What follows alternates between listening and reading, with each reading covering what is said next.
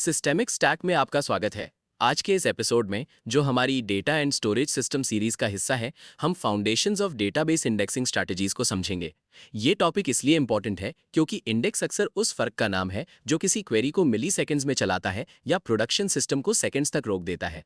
इसी से access paths, composite index order, selectivity, write overhead और ऑप्टिमाइजर इंडेक्स यूज क्यों नहीं कर रहा जैसे सवालों के जवाब निकलते हैं।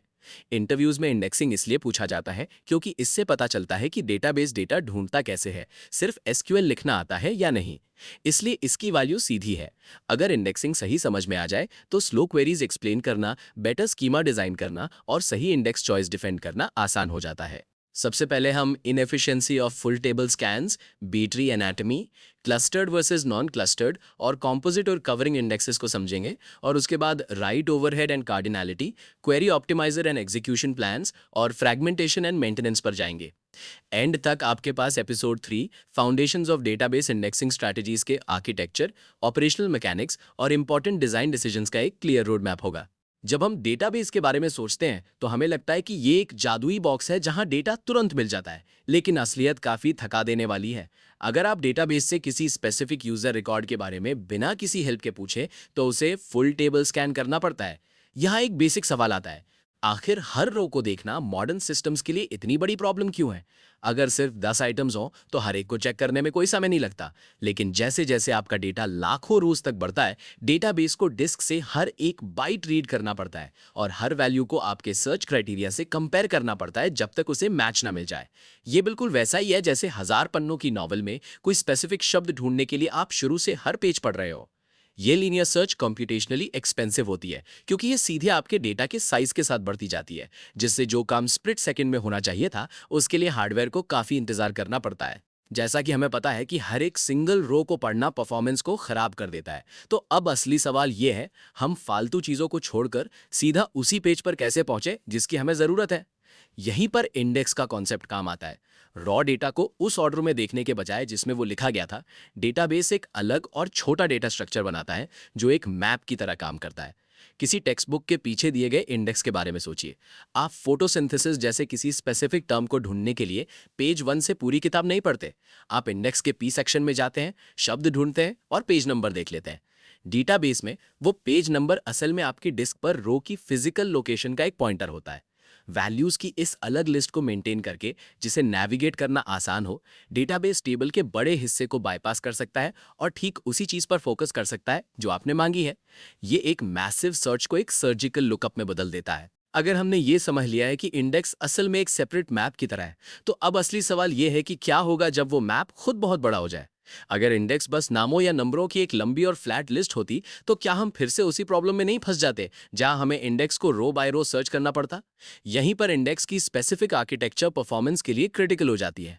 ज्यादातर डेटाबेसेस इन शॉर्टकट्स को बस किसी रैंडम हीप में स्टोर नहीं करते, वो एक स्ट्रक्चर का इस्तेमाल करते हैं जिसे अक्सर बी ट्री कहा जाता है। ये डेटा को एक हायरार्की में ऑर्गेनाइज करने का एक तरीका है, बिल्कुल किसी फैमिली ट्री या डिसीजन चार्ट की तरह। हर एंट्री को बारी बारी देखने के बजाय डेटाबेस रूट से शुरू करता है और कुछ सिंपल सवाल पूछता है, जो वैल्यू मैं ढूंढ रहा हूं क्या वो इस मिडिल पॉइंट से ज्यादा है या कम। बस कुछ ऐसे सवालों के जवाब देकर डेटाबेस हर स्टेप पर आधी पॉसिबिलिटीज को डिस्कार्ड कर देता है। इसका मतलब यह है कि चाहे इंडेक्स में 1 बिलियन आइटम्स क्यों ना हो, डेटाबेस को अपनी सही जानकारी ढूंढने के लिए सिर्फ 30 कंपैरिजंस करने पड़ेंगे, जिससे सर्च स्पीड हमेशा इंस्टेंटेनियस बनी रहती है, चाहे आप कितना भी डेटा डाल दें। अब जब हमें समझ आ गया है कि बी ट्री कैसी हमें हायरार्की में तेजी से नेविगेट करने देता है, तो एक गहरा आर्किटेक्चरल सवाल उठता है। एक बार इंडेक्स ने अपना काम कर दिया तो डेटा की एक्चुअल रो आखिर कहां होती है? यहीं आता है क्लस्टर्ड इंडेक्स का कॉन्सेप्ट। कई डेटाबेस सिस्टम्स में सबसे जरूरी इंडेक्स सिर्फ एक अलग मैप नहीं होता, बल्कि टेबल का एक्चुअल अरेंजमेंट ही होता है। जब आप एक क्लस्टर्ड इंडेक्स बनाते हैं जो ज्यादातर आईडी जैसी प्राइमरी की पर होता है, तो आप डेटाबेस को फिजिकली ये बता रहे होते हैं कि डिस्क पर डेटा की पूरी रो को उन्हीं इंडेक्स वैल्यूज के आधार पर सॉर्ट और स्टोर करना है। इसी वजह से हर टेबल पर सिर्फ एक ही क्लस्टर्ड इंडेक्स हो सकता है। आखिर आप कागज के एक ही ढेर को एक ही समय में 2 अलग तरीकों से फिजिकली सॉर्ट नहीं कर सकते ना। ये डिजाइन बहुत पावरफुल है क्योंकि जब डेटाबेस बी ट्री को नेविगेट कर लेता है तो उसे सिर्फ डेटा का एक पॉइंटर नहीं मिलता, बल्कि एक्चुअल डेटा खुद ही मिल जाता है। इंडेक्स और टेबल को एक ही बना देने से सेकेंडरी लुकअप की जरूरत खत्म हो जाती है, जिससे उस स्पेसिफिक की के जरिए फुल रिकॉर्ड्स निकालना बहुत एफिशिएंट हो जाता है। तो जैसा कि हमने देखा, एक टेबल को फिजिकली सिर्फ एक ही तरह से सॉर्ट किया जा सकता है। अब सवाल ये उठता है कि अगर टेबल प्राइमरी आईडी के हिसाब से ऑर्गेनाइज्ड है, तो हम ईमेल एड्रेस या टाइम स्टैम्प जैसी कॉलम्स को एफिशिएंटली कैसे सर्च करेंगे? यहीं पर नॉन क्लस्टर्ड इंडेक्सेस काम आते हैं, जिन्हें सेकेंडरी इंडेक्सेस भी कहा जाता है। अगर क्लस्टर्ड इंडेक्स शेल्फ पर रखी किताबों का फिजिकल अरेंजमेंट है, तो नॉन क्लस्टर्ड इंडेक्स लाइब्रेरी के सामने रखे कार्ड कैटलॉग की तरह है। ये एक एकदम अलग स्ट्रक्चर होता है जो एक स्पेसिफिक कॉलम के लिए अपनी खुद की सॉर्टेड लिस्ट रखता है, लेकिन इसमें पूरी डेटा रो नहीं होती, बल्कि सिर्फ एक पॉइंटर होता है जो बताता है कि वो डेटा क्लस्टर्ड इंडेक्स में कहां पर है। जब आप किसी यूजर को उसके ईमेल से सर्च करते हैं, तो डेटाबेस को पूरा टेबल स्कैन नहीं करना पड़ता। ये सेकेंडरी इंडेक्स में ईमेल को जल्दी से ढूंढ लेता है, पॉइंटर उठाता है और फिर एक्चुअल रिकॉर्ड लाने के लिए लुकअप करता है। इससे हमें एक ही टेबल के लिए कई फास्ट सर्च पाथ्स बनाने का मौका मिलता है, जिससे हम सिर्फ एक प्राइमरी एट्रीब्यूट तक सीमित नहीं रहते। जो कि हम लगभग किसी भी चीज को सर्च करने के लिए ये सेकेंडरी इंडेक्सेस बना सकते हैं। तो जाहिर है ये सवाल उठता है कि क्या किसी अच्छी चीज का जरूरत से ज्यादा होना बुरा हो सकता है? अगर इंडेक्सेस हमारी क्वेरीज को इतना फास्ट बना देते हैं, तो हम अपनी डेटाबेस के हर एक कॉलम को इंडेक्स क्यों नहीं कर देते ताकि हर सर्च ऑप्टिमाइज्ड रहे? यहाँ असली प्रॉब्लम वो है जिसे इंजीनियर्स राइट ओवरहेड कहते हैं। इसे इस तरह सोचिए, इंडेक्स डेटा की एक अलग कॉपी होती है जिसे मेन टेबल के साथ पूरी तरह सिंक्रोनाइज रहना पड़ता है। हर बार जब आप एक नया कस्टमर जोड़ते हैं या फोन नंबर अपडेट करते हैं, तो डेटाबेस सिर्फ एक एक्शन परफॉर्म नहीं कर रहा होता। उसे रुककर मेन टेबल को अपडेट करना पड़ता है, फिर नेम इंडेक्स को, फिर फोन नंबर इंडेक्स को और फिर ईमेल इंडेक्स को। अगर आपके पास 10 इंडेक्सेस हैं, तो एक अकेला सेव ऑपरेशन 11 अलग अलग अपडेट्स में बदल जाता है। इसका मतलब है कि आप हर राइट पर एक तरह का मेंटेनेंस टैक्स भर रहे हैं। जहां आपकी सर्च स्पीड तो बिजली जैसी तेज हो सकती है, वहीं आपका डेटा एंट्री या अपडेट प्रोसेस सुस्त और भारी हो सकता है। एक हेल्दी सिस्टम के लिए रीड स्पीड और राइट परफॉर्मेंस के बीच सही बैलेंस बनाना ही असली चाबी है। चूंकि हमें इस बात का ध्यान रखना पड़ता है कि हम कितने इंडेक्सेस बना रहे हैं ताकि हमारी राइट स्लो ना हो जाए, तो अगला सवाल ये आता है कि हम ऐसी सर्च को कैसे हैंडल करें जो एक साथ दो चीजें ढूंढ रही हो। मिसाल के तौर पर, अगर आप जॉन स्मिथ ढूंढ रहे हैं और आपके पास सिर्फ फर्स्ट नेम पर एक इंडेक्स है और लास्ट नेम पर दूसरा, तो डेटाबेस को उन रिजल्ट्स को कंबाइन करने के लिए एक्स्ट्रा मेहनत करनी पड़ सकती है। यहीं पर कंपोजिट इंडेक्स का रोल शुरू होता है। दो अलग अलग मैप्स देखने के बजाय आप एक ही मैप बनाते हैं जो कॉलम्स के कॉम्बिनेशन का इस्तेमाल करता है। ये एक फोन बुक की तरह है जो पहले लास्ट नेम के हिसाब से सॉर्टेड है और फिर हर लास्ट नेम के अंदर फर्स्ट नेम के हिसाब से। इससे डेटाबेस स्मिथ को ढूंढ पाता है और फिर सीधे उसी सेक्शन में जॉन पर पहुंच जाता है। लेकिन इसमें एक नई कंस्ट्रेंट आती है। आपके इंडेक्स में कॉलम्स का ऑर्डर बहुत ज्यादा जरूरी हो जाता है। अगर आप बिना लास्ट नेम बताए लोगों को सिर्फ उनके फर्स्ट नेम जॉन से ढूंढेंगे, तो लास्ट नेम से सॉर्टेड फोन बुक आपकी कोई मदद नहीं कर पाएगी। इस लेफ्ट टू राइट रूल को समझना उन इंडेक्सेस को डिजाइन करने का पहला कदम है जो एफिशिएंट भी हो और रिडंडेंट भी ना हो। चूंकि हमने देखा है कि एक कॉम्पोजिट इंडेक्स में मल्टीपल कॉलम्स का डेटा शामिल होता है, तो इससे एक बड़ा ही दिलचस्प शॉर्टकट सामने आता है। क्या हो अगर आपके इंडेक्स में वो सारी जानकारी मौजूद हो जो आपकी क्वेरी ढूंढ रही है? आमतौर पर एक इंडेक्स सिर्फ एक रास्ता दिखाने वाला जरिया होता है। ये डेटा की लोकेशन ढूंढता है और फिर डेटाबेस को असली टेबल पर हॉप करके जाना पड़ता है ताकि पूरी रो मिल सके। लेकिन अगर आपके पास फर्स्ट नेम और लास्ट नेम दोनों पर एक कॉम्पोजिट इंडेक्स है और आपकी क्वेरी सिर्फ इन्हीं दो नामों को मांग रही है, तो डेटाबेस को समझ आ जाता है कि उसे मेन टेबल पर जाने की कोई जरूरत ही नहीं है। इसे ही हम कवरिंग इंडेक्स कहते हैं। जब एक इंडेक्स क्वेरी को कवर कर लेता है, तो डेटाबेस एक इंडेक्स ओनली स्कैन परफॉर्म करता है, जो बहुत ही फास्ट होता है क्योंकि डेटाबेस उस कॉम्पैक्ट और सॉर्टेड स्ट्रक्चर के अंदर ही रहता है। ये बिल्कुल वैसा ही है जैसे किसी किताब के आखिर में दिए गए इंडेक्स को देखकर ही किसी सवाल का जवाब दे देना बिना असली पन्ने पलटे। इसी एफिशिएंसी की वजह से हम अक्सर इंडेक्स में एक एक्स्ट्रा कॉलम जोड़ देते हैं, भले ही हम उससे सर्च ना कर रहे हो, सिर्फ इसलिए ताकि इंडेक्स सीधे जवाब दे सके और सिस्टम को मेन डेटा स्टोर तक जाने की वो एक्स्ट्रा मेहनत ना करनी पड़े। अगर हम अपनी क्वेरीज को कवर करने के लिए मल्टीपल कॉलम्स वाले कॉम्पोजिट इंडेक्सेस बना रहे हैं, तो अब असली सवाल ये है कि क्या इससे कोई फर्क पड़ता है कि हम किस कॉलम को पहले लिखते हैं? आपको लग सकता है कि जब तक डेटा कहीं ना कहीं मौजूद है, डेटाबेस उसे ढूंढ ही लेगा। लेकिन यहीं पर सॉर्टेड ट्री की आर्किटेक्चर अपना असली रंग दिखाती है। इसे लेफ्ट टू राइट रूल कहा जाता है। एक पुरानी प्रिंटेड फोन बुक का उदाहरण लीजिए। उसे लास्ट नेम और फिर फर्स्ट नेम के हिसाब से इंडेक्स किया जाता है।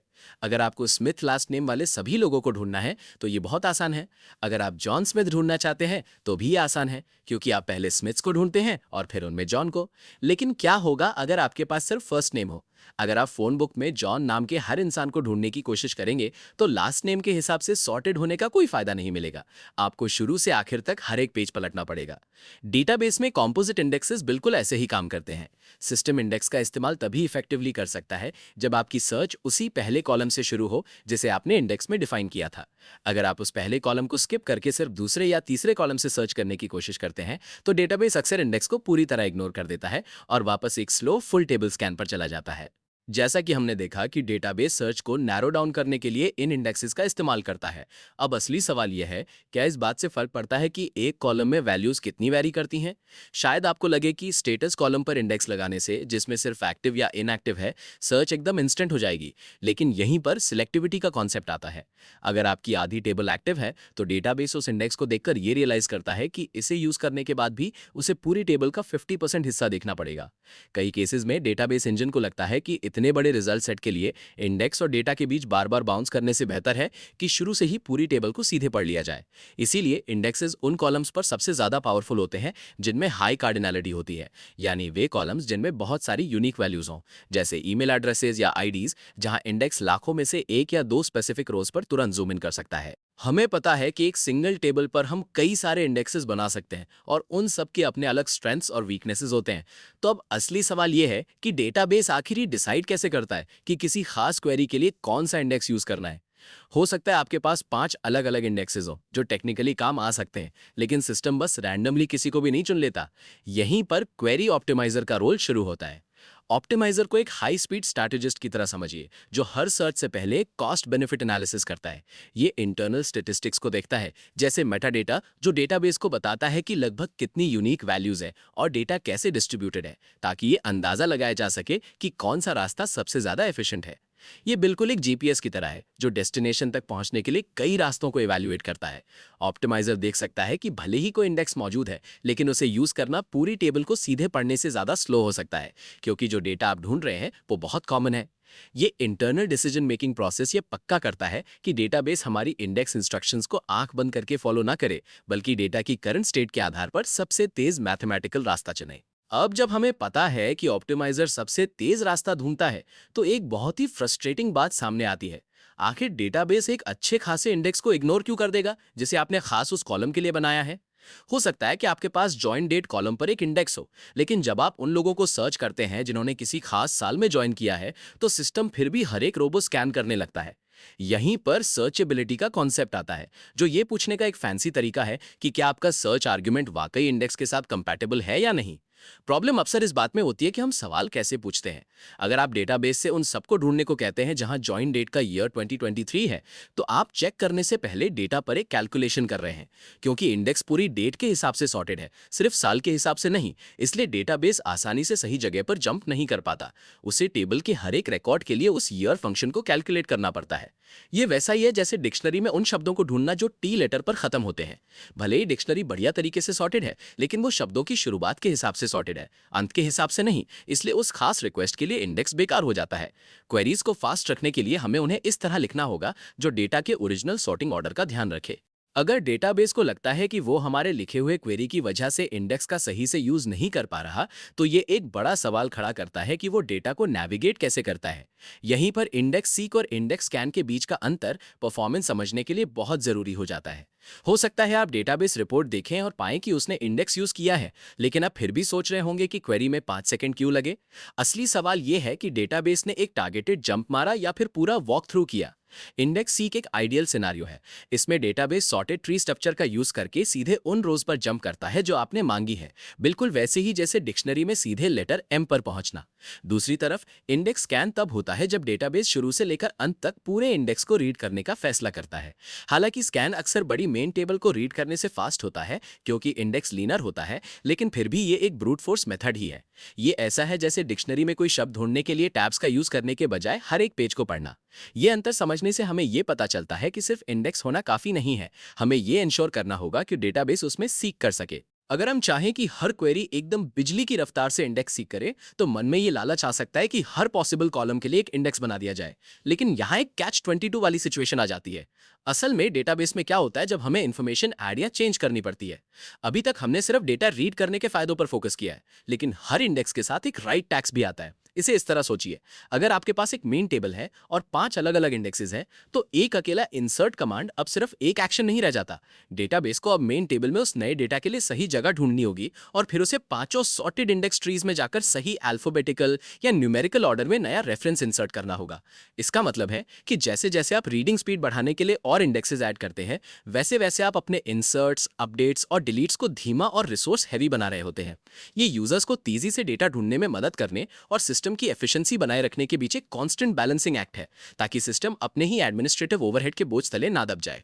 जैसा कि हम जानते हैं कि इंडेक्सेस हर राइट ऑपरेशन पर बोझ बढ़ाते हैं, तो अब असली सवाल यह है कि क्या ये कीमत सिर्फ समय की है या इसके लिए कोई फिजिकल प्राइस भी चुकानी पड़ती है। आप शायद मान रहे होंगे कि इंडेक्स बस एक क्लेवर लॉजिक है जो डेटाबेस की मेमोरी में रहता है, लेकिन यही स्टोरेज की फिजिकल रियलिटी एक बड़ा फैक्टर बन जाती है। इंडेक्स सच में एक फिजिकल स्ट्रक्चर है जो आपके डिस्क पर रहता है। जब आप एक इंडेक्स बनाते हैं तो आप असल में डेटाबेस को अपने डेटा का एक हिस्सा लेने और उसकी एक सॉर्टेड कॉपी कहीं और स्टोर करने के लिए कह रहे होते हैं। अगर आपके पास 10 गीगाबाइट की टेबल है और आप 5 या 6 अलग-अलग इंडेक्सेस बनाते हैं, तो ये पूरी तरह मुमकिन है कि वे इंडेक्सेस 10 या 15 गीगाबाइट्स की और जगह ले लें।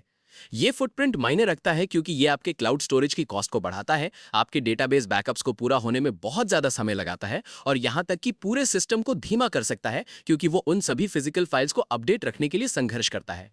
ये एक रिमाइंडर है कि डेटाबेस में हम जो भी परफॉर्मेंस शॉर्टकट लेते हैं, उसका हार्डवेयर पर एक बहुत ही असली और मेजरेबल फुटप्रिंट होता है। चूंकि ये इंडेक्सेस रिजिड फिजिकल स्ट्रक्चर्स होते हैं जो आपके डिस्क पर जगह लेते हैं, तो यहाँ एक सवाल उठता है, जब हम पुराने रोज को डिलीट करते हैं या एग्जिस्टिंग वंस को अपडेट करते हैं, तो उस परफेक्ट सॉर्टिंग का क्या होता है? असली सवाल ये है कि क्या कोई इंडेक्स 6 महीने बाद भी उतना ही फास्ट रहता है जितना वो पहले दिन था? यहीं पर आता है कॉन्सेप्ट फ्रैगमेंटेशन का। एक इंडेक्स को एक परफेक्टली ऑर्गेनाइज्ड फाइलिंग कैबिनेट की तरह समझिए, जहां हर फोल्डर अल्फाबेटिकल ऑर्डर में है। अगर आप बार बार फोल्डर्स बाहर निकालते रहें और नई चीजों को ऐसी तंग जगहों पर ठूसते रहें जहां वो फिट नहीं हो रहे हैं, तो धीरे धीरे ड्रॉज मेसी और डिसऑर्गेनाइज्ड हो जाएंगी। डेटाबेस में जब आप किसी सॉर्टेड इंडेक्स के बीच में नया डेटा इंसर्ट करते हैं और उस स्पेसिफिक पेज पर जगह नहीं बचती, तो सिस्टम को जगह बनाने के लिए एक पेज स्प्लिट करना पड़ता है। समय के साथ इन गैप्स और स्प्लिट्स की वजह से इंडेक्स फ्रैगमेंटेटेड हो जाता है, जहां डेटा डिस्क पर फिजिकली यहां वहां बिखरा होता है, भले ही लॉजिकली वो सॉर्टेड दिखे। इसका मतलब है कि डेटाबेस को वही इंफॉर्मेशन रीड करने के लिए ज्यादा मेहनत करनी पड़ती है और इधर उधर जंप करना पड़ता है।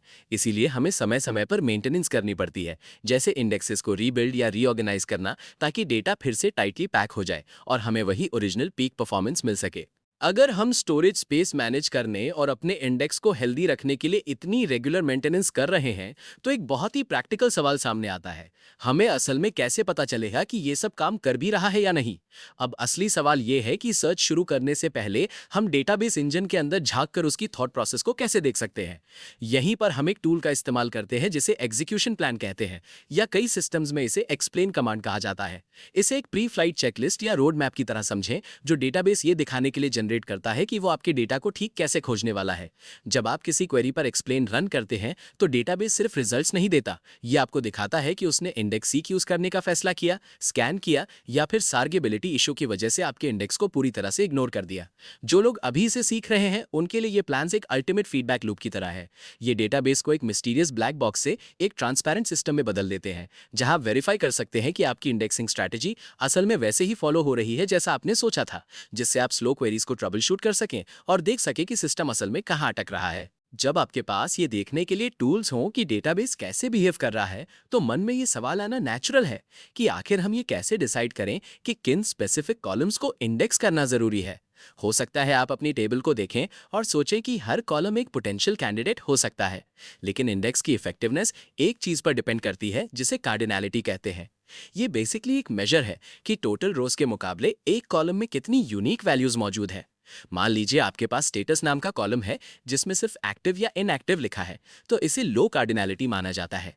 इंडेक्स होने के बावजूद डेटाबेस को अभी भी लाखों आइडेंटिकल रिकॉर्ड्स को छानना पड़ेगा, जिससे इंडेक्स लगभग यूजलेस हो जाता है। दूसरी तरफ सोशल सिक्योरिटी नंबर जैसे कॉलम की कार्डिनैलिटी बहुत हाई होती है, क्योंकि हर वैल्यू यूनिक होती है। जब आप हाई कार्डिनैलिटी कॉलम्स को इंडेक्स करते हैं, तो डेटाबेस लगभग सारा इररेलेवेंट डेटा तुरंत डिस्कार्ड कर सकता है। एक लीन इंडेक्सिंग स्ट्रैटेजी का यही सीक्रेट है। आप अपना फोकस उन कॉलम्स पर रखें जो सबसे स्ट्रॉन्ग फिल्टर्स की तरह काम करते हैं, ना कि डेटाबेस को उन इंडेक्सेस से भरें जो सर्च को एफिशिएंट बनाने में कोई खास मदद नहीं करते। हमने बी ट्री की इंटरनल एनाटॉमी से लेकर उस राइट टैग्स तक सब कुछ कवर कर लिया है जो हर इंडेक्स आपके सिस्टम पे डालता है। अब हम आखिरी और सबसे जरूरी सवाल पर आते हैं। इन सब मूविंग पार्ट्स को हम कैसे मैनेज करें ताकि हम ओवरवेल्म ना हो। असली बात यह है कि डेटाबेस एक लिविंग ऑर्गेनिज्म की तरह है, कोई स्टैटिक फाइल नहीं। जो चीज 10,000 रोज के लिए काम कर रही थी, हो सकता है 10 मिलियन रोज होने पर वो आपकी स्पीड स्लो कर दे। इसीलिए अल्टीमेट इंडेक्सिंग स्ट्रैटेजी है मिनिमलिज्म और मॉनिटरिंग। शुरुआत सबसे क्रिटिकल इंडेक्सेस से करें, जैसे आपकी प्राइमरी कीज और सबसे ज्यादा इस्तेमाल होने वाले सर्च फिल्टर्स, और फिर डेटा को खुद बताने दे कि उसे आगे क्या चाहिए। अगर आप अपने लॉग्स में किसी क्वेरी को स्लो होते देखें, तो एग्जीक्यूशन प्लान का इस्तेमाल करके चेक करें कि क्या नया इंडेक्स बनाना सही रहेगा। लेकिन उतना ही जरूरी यह भी है कि उन अनयूज्ड इंडेक्सेस को पहचानें जो बस जगह घेर रहे हैं और आपकी राइट्स को स्लो कर रहे हैं। आखिरकार इंडेक्सिंग कोई रटे रटाए रूल्स फॉलो करना नहीं है, बल्कि उस फंडामेंटल ट्रेड ऑफ को समझना है। आप डिस्क स्पेस और राइट टाइम का सौदा कर रहे हैं ताकि आपको तुरंत आंसर्स मिल सके। इस ट्रेड को समझ लिया तो आप अपने डेटाबेस को सालों तक स्मूथली चला पाएंगे। आज हमने काफी लंबा सफर तय किया है, बी ट्रीज की फिजिकल आर्किटेक्चर से लेकर उस स्ट्रेटेजिक राइट टैग्स तक जो हर इंसर्ट ऑपरेशन को शेप करती है। हमने समझा कि क्यों क्वेरी ऑप्टिमाइजर कभी-कभी आपके इंडेक्स को इग्नोर कर सकता है और कैसे एग्जीक्यूशन प्लान्स डेटाबेस का इंटरनल रोड मैप दिखाते हैं। एक बात तो क्लियर है कि इंडेक्सिंग कोई सेट एंड फॉरगेट वाला काम नहीं है। ये रीड स्पीड और राइट ओवरहेड के बीच का एक केयरफुल बैलेंस है जो कार्डिनैलिटी और सार्गाबिलिटी से गाइड होता है। जैसे जैसे आपका डेटा बढ़ता है, मिनिमलिज्म का प्रिंसिपल याद रखिए। सिर्फ वही इंडेक्सेस रखें जो वाकई जरूरी हो। अपने एग्जीक्यूशन प्लान्स को मॉनिटर करके और फ्रैगमेंटेशन का ख्याल रखकर आप एक कैजुअल ऑब्जर्वर से परफॉर्मेंस के एक समझदार आर्किटेक्ट बन सकते हैं। अगली बार तक अपनी क्वेरीज को लीन रखिए और अपने सीक्स को टारगेटेड